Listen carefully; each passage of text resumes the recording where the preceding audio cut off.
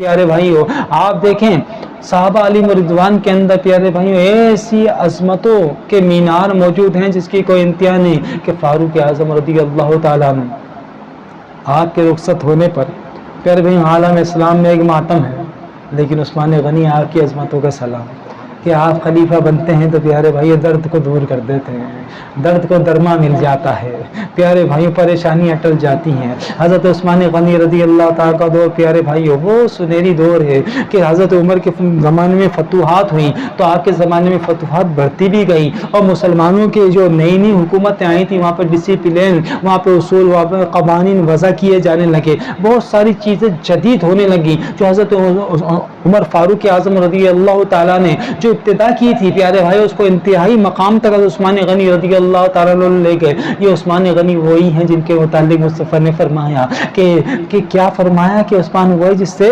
فرشتے بھی حیا کرتے ہیں۔ اے عائشہ کیا میں اس سے حیا نہیں کروں جس سے فرشتے حیا کرتے ہیں؟ ایسی حیا کرنے والے ہیں عثمان غنی رضی اللہ تعالیٰ عنہ۔ یہ عثمان غنی رضی اللہ تعالیٰ وہی ہیں پیارے بھائیوں کہ ان کی داڑھی کا بال سفید ہو جائے تو آئینے میں دیکھ کے کہتے ہیں عثمان موت کا قاصد آ چکا ہے، خبردار خبردار اپنے اعمال کو بہتر کر دے، اپنے اعمال کو بہتر کر دے، تجھے رب کی بارگاہ میں جانا ہے۔ یہ عثمان وہی ہیں جب کسی کا جنازہ دیکھتے ہیں تو پیارے بھائیوں دھاڑے مار مار کے روتے ہیں، جب قبر پہ جاتے ہیں تو دھاڑے مار مار کے روتے ہیں۔ پوچھا حضور آپ قبر پہ جاتے ہیں تو اتنا کیوں روتے ہیں؟ فرمایا اسی لیے کہ قبر آخرت کی منزلوں میں سے پہلی منزل ہے، اگر یہ درست نہیں تو ساری منزلیں خراب ہو جائیں گی، لہذا قبر مجھے آخرت کی یاد دلاتی ہے پیارے بھائیوں۔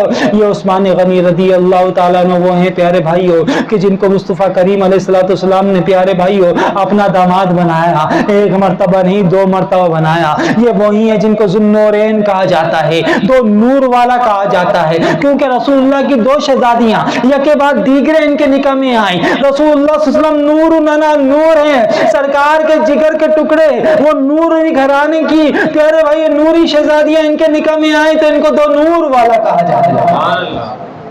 پیارے بھائی عثمان غنی وہ ہیں جن کے متعلق رسول کریم صلی اللہ علیہ وسلم نے فرمایا کہ جنت کے اندر جب عثمان داخل ہوں گے، جنت کے اندر جب عثمان داخل ہوں گے تو جنت عثمان کی روشنی سے، عثمان کے نور سے جگمگا اٹھے گی پیارے بھائیوں۔ یہ عثمان غنی وہی عثمان غنی ہیں جن کے متعلق رسول اللہ نے فرمایا جنت میں ہر نبی کا کوئی نہ کوئی ساتھی ہوتا ہے، میرے ساتھی جنت کے اندر عثمان غنی رضی اللہ تعالیٰ عنہ ہیں۔ یہ عثمان غنی وہ ہیں جن کے متعلق رسول اللہ صلی اللہ علیہ وسلم نے فرمایا کہ عثمان اب اگر تم کوئی بھی نیک عمل نہیں کرو تو جنگ تبوک کے موقع پہ جو تم نے راہ للہ میں اتنا خرچ کیا ہے تمہارا یہی کافی ہے۔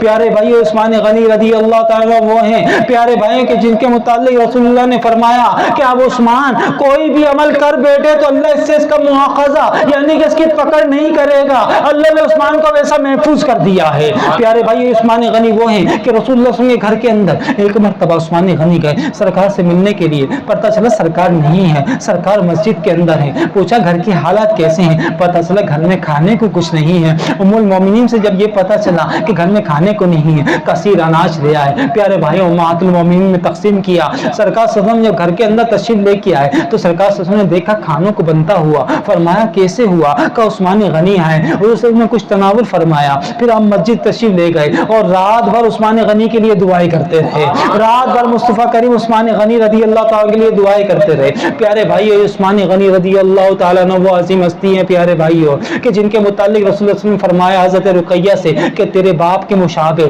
میرے صحابہ میں تیرے باپ کے جو سب سے زیادہ مشابہ ہے جان لے وہ عثمان ہے، خلق کے اندر اعلیٰ اخلاق کے اندر مجھ سے جو سب سے زیادہ مشابہت رکھتا ہے وہ عثمان ہے۔ عثمان غنی رضی اللہ تعالیٰ وہ عظیم عثمان ہیں کہ جن کے متعلق رسول اللہ کہتے ہیں اے اللہ تو سب سے حساب لے گا، میرے عثمان سے حساب نہیں لینا، یہ بڑا شرمیلا ہے، یہ تجھے حساب نہیں دے پائے گا، اے اللہ اس کو بلا حساب و کتاب جنت میں داخل کرنا، کل بروز محشر سب سے حساب لیا جائے گا، لیکن جب عثمان غنی کی باری آئے گی پیارے بھائیوں ان کو بلا حساب و کتاب جنت الفردوس میں داخل کر دیا جائے گا۔ یہی بس نہیں ہے، عثمان وہ ہیں جن کے صدقے اللہ تعالیٰ 70,000 बेशुमार लोगों को बिला हिसाब व किताब जन्नत में दाखिल फरमा देगा। ये उस्मान गनी रदी अल्लाह ताला अन्हु वो हैं प्यारे भाइयों कि रसूलुल्लाह ने फरमाया था फितनों का दौर होगा, ऐसी आफतें आएंगी, वैसी आफतें आएंगी। इतने में उस्मान गनी गुजरे, हुजूर ने फरमाया उस वक्त ये शख्स हक पर होगा।